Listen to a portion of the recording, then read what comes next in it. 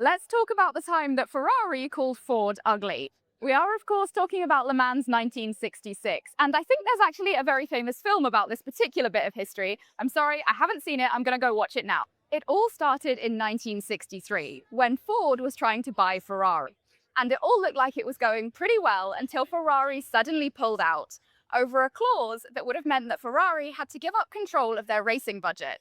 And then things got a little bit tense. And supposedly, Ferrari called Ford ugly, their cars ugly, and even the factory that they were built in ugly. Ford was fuming, understandably, especially when shortly after that, Ferrari sold a large proportion of their company to Fiat. And so Ford became determined to get revenge. And as we've learned from Taylor Swift, revenge can be a really great motivator.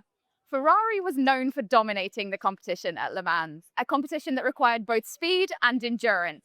For those who are unfamiliar with the competition, the winning car is the car that travels the furthest distance in a period of 24 hours. By 1964, Ferrari had won the race 5 times in 6 years, and in the previous year, they'd actually taken the top 6 places. By all accounts, they seemed unstoppable, but Ford was determined. In 1964 and 5, Ford entered the race, but they struggled with endurance. In 1964, they didn't make it past hour 14, and in 1965, it was even worse, with them not making it past the 7th hour.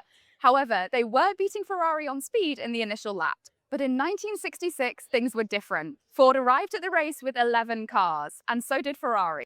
At the halfway point, Ford were holding the first 6 places in the race, but shortly afterwards they lost 4 cars. Nonetheless, the remaining 4 cars pulled through, with Ford securing first, second, and third place.